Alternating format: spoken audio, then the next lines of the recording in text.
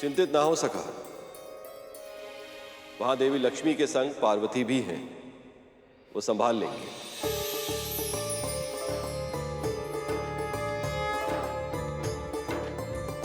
बस अब शीघ्र ही गणेश आ जाए तो ये विघ्न भी दूर हो जाएगा। लक्ष्मी के साथ मिलन में और विलंब अब मैं नहीं सह पाऊंगा। आपकी बात मानी तो विवाह का आनंद लेने से चूक जाऊंगा।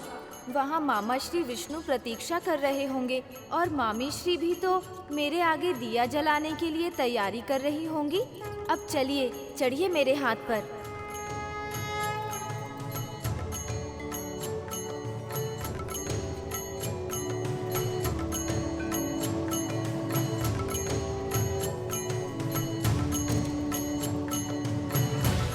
यदि मैं समय पर नहीं पहुंचा तो विवाह में कोई विघ्न भी आ सकता है, पर मैं ऐसा नहीं होने दे सकता। मुझे समय पर पहुंचना ही होगा, चाहे कुछ भी क्यों ना हो जाए।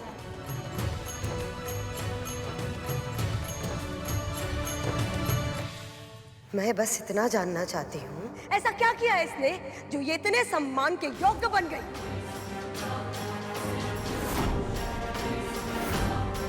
मेरे मन में भी यही प्रश्न घुमड़ रहा था। अच्छा हुआ दीदी ने पूछ लिया। कितनी संकुचित सोच है आपकी। विवाह जैसे पवित्र अवसर पर, देवी लक्ष्मी के निवास स्थान पर आप विंता को एक दासी के रूप में देख रही हैं।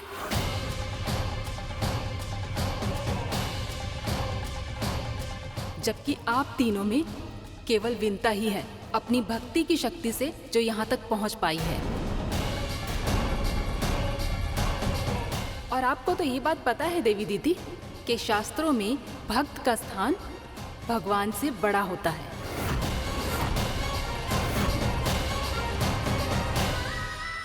ये अपनी आस्था से यहाँ तक पहुँची हैं और इसीलिए हर विशेष सम्मान के योग्य हैं। चाहे जो कुछ भी हो देवी, एक दासी को मुझसे ज्यादा सम्मान देना यह अनुचित है।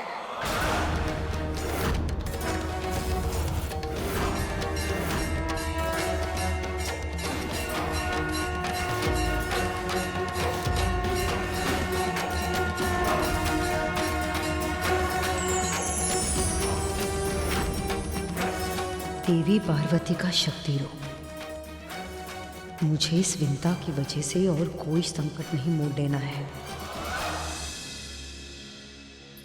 महारानी, हम सब में चाहे जो भी समस्या हो, ये अवसर हम सब की समस्याओं से कहीं अधिक बड़ा है। इसलिए हमें अपने वाद विवाद को परे रखकर इस समय केवल इस विवाह में अपना ध्यान केंद्रित करना चाहिए। सहस्त्रों वर्षों में एक बार आता है ऐसा अवसर। विंता सही कह रही है, ये समय वाद विवाद में पड़ने का नहीं है। ये तो विवाह की प्रसन्नता को मनाने का समय है। हर्षोल्लास के इस वातावरण में खो जाने का समय है।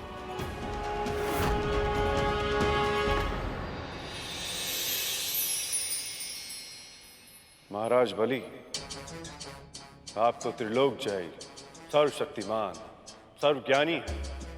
आपने यहाँ आने का कष्ट क्यों किया? मुझे क्षमा कर दीजिए गुरुदेव, बहुत बड़ी भूल हो गई मुझसे।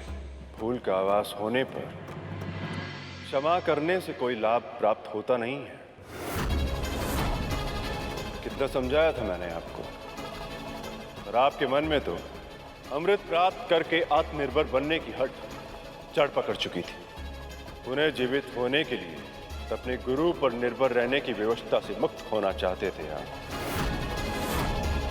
मैंने बार बार आपको समझाया, किंतु आपने मेरे हित वचनों पर तनिक भी ध्यान नहीं दिया। और मेरे पास आपके लिए कोई सुझाव नहीं है। गुरुदेव, मेरी बात तो सुनिए। देवी लक्ष्मी ने देवराज और अन्य देवताओं की श्री लौटा दी और अब उन्हें अमृत भी मिल गया तो हम असुर बहुत बड़े संकट में फंस जाएंगे। सहायता कीजिए गुरुदेव, मुझे मेरी भूल के लिए क्षमा कर दीजिए। ये सब विष्णु की चाल थी।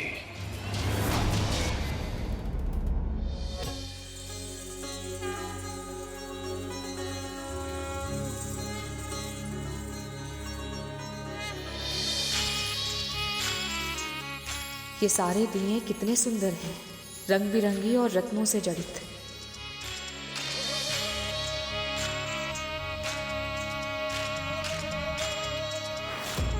इन दियों के समक्ष मेरे मिट्टी से बने हुए इस दिए का कोई मूल्य नहीं है।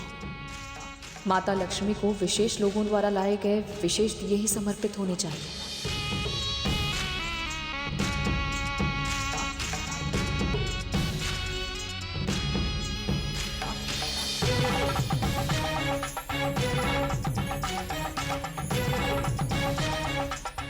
जब तक सबके दिए यहाँ नहीं होंगे, मेरे लिए दिए का चुनाव करना असंभव है।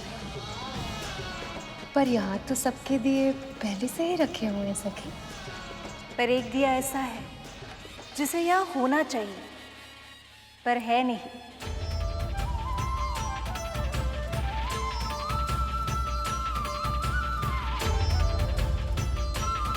वो दिया विंता का है।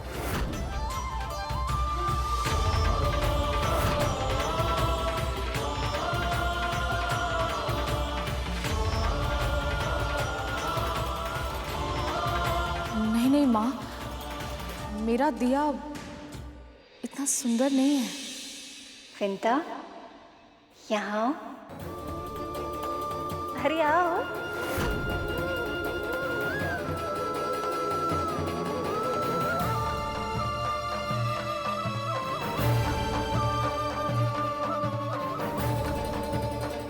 दिखाओ तो अपने आंचल में क्या छुपा रही हो।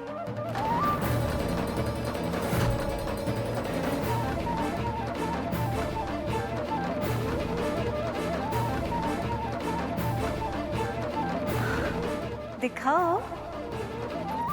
दिखाओ।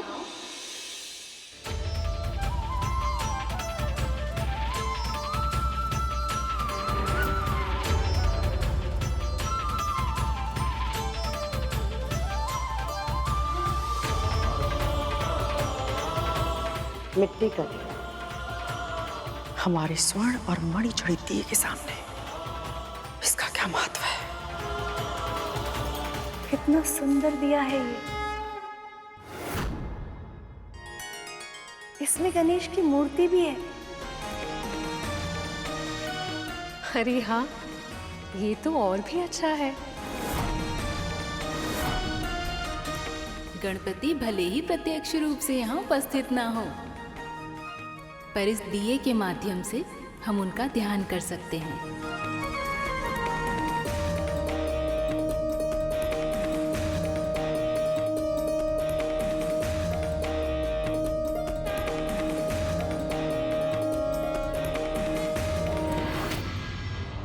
अपनी शक्ति लक्ष्मी को वापस प्राप्त करने के लिए उन्होंने आप सभी का उपयोग किया है।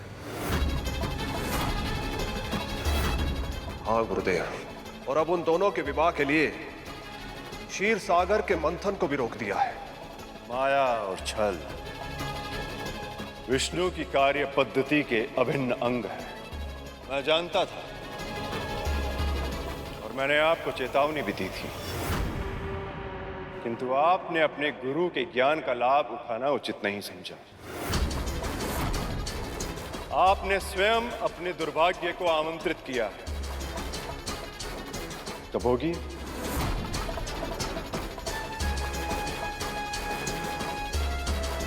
तो क्या आप सहायता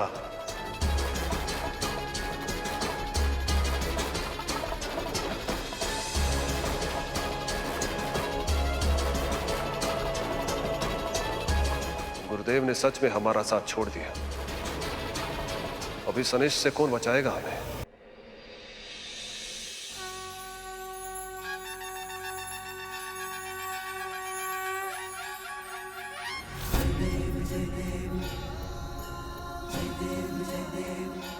हे गणपति, इस बार जब मुझे नारायण मिले तो वो मुझसे कभी दूर ना जाए। हम एक साथ सदैव सुखमय जीवन बिताएं।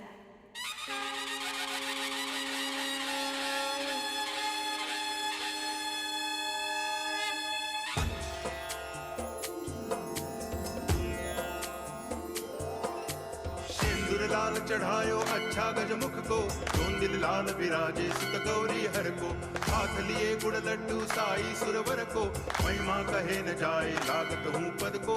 अखंड दीप जल गया है सखा। इस क्षण से विवाह की प्रक्रिया भी आरंभ हो गई है। बधाई हो प्रभु, बधाई हो सखा। बधाई हो। लगता है गणेश यहाँ आने की जगह सीधे वहीं चले गए। अब मुझसे और प्रतीक्षा नहीं होगी, हम शीघ्र ही हल्दी आरंभ करेंगे। नारायण नारायण। अखंड दीप भी जल गया, परंतु मां अब तक नहीं आई। क्या वो सच में इतने दुर्लभ अवसर की साक्षी नहीं बन पाएगी?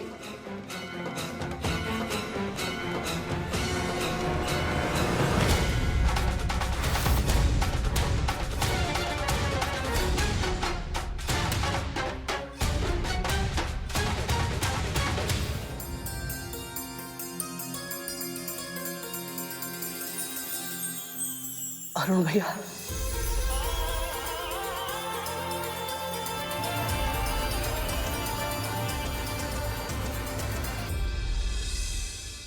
यदि मैंने अब भी सहायता नहीं की तो असुर बहुत बड़े संकट में फंस जाएंगे। इसे संभालना ही होगा।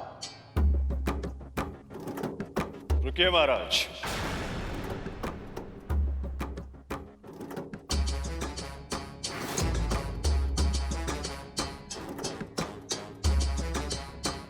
शिष्य भले ही अपना कर्तव्य छोड़ दे,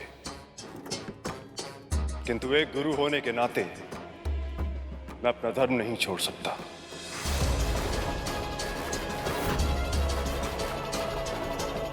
मैं आपकी सहायता करूंगा।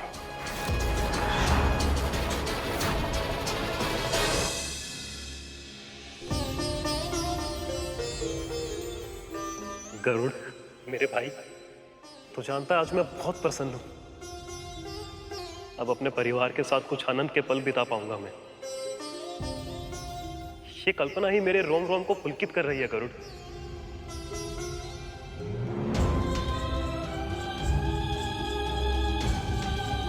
क्या हुआ गरुड़? परिवार मां के बिना अधूरा है भैया, और मां नहीं आई। ये तो उससे किसने कहा? मां तो लक्ष्मी मां के साथ है गरुड़।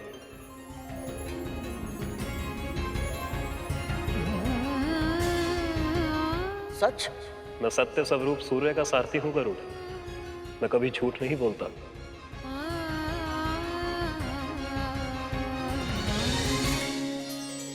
मेरे स्थान पर मेरी प्रतिमा के आगे दिया जलाकर विवाह के विधि विधान का औपचारिक आरंभ कर दिया है, पर मुझे स्वयं भी वहां शीघ्र ही पहुंचना होगा।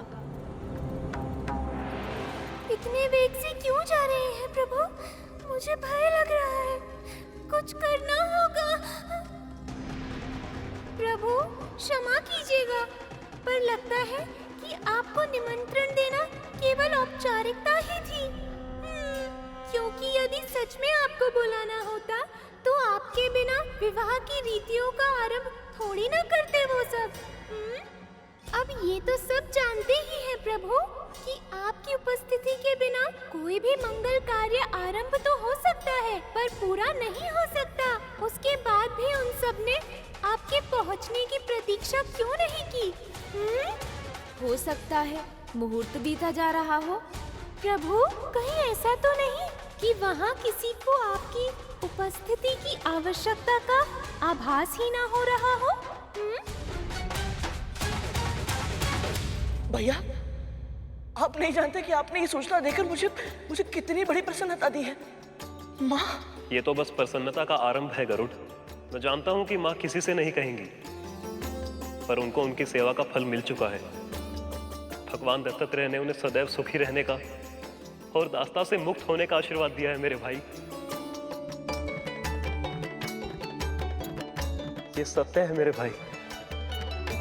धीरे धीरे तुम्हें तुम्हारे कष्टों से मुक्ति मिलेगी और फिर समुद्र मंथन से निकलने वाला अमृत तेरे जीवन के सारे विष को समाप्त कर देगा। तो चल मेरे साथ भोजन भी कर ले और बाबा से भी मिल ले। बाबा?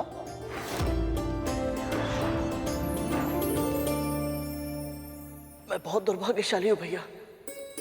मुझे भगवान दत्तात्रेय से मिलने का अवसर प्राप्त हुआ था और मैंने अपनी अज्ञानता में उसे खवा दिया। तो चिंता मत कर गरुड़, सही समय आने पर तुझे उनके दर्शन अवश्य होंगे। तो बस अभी इसी बात का ध्यान रख कि असुर कुछ समस्या उत्पन्न ना करते। देवी लक्ष्मी वापस आ चुकी है। इसका तात्पर्य यह है कि विष्णु पहले से अधिक शक्तिशाली हो चुके होंगे।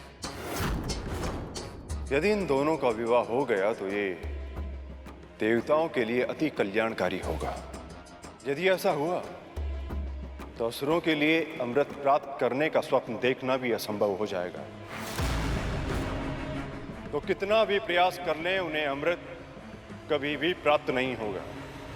शाम दाम दंड भेद सब किया जाएगा ताकि आपका भाग छीन कर देवताओं को दिया जाए। यदि अब आपको अमृत प्राप्त करना है तो उसका एक ही उपाय है।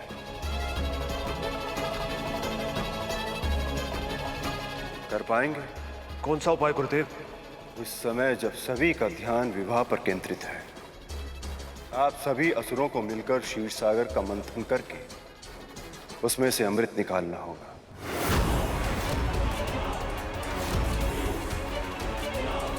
न केवल अमृत को प्रकट होने पर विवश करना होगा बल्कि उसे चुराना होगा।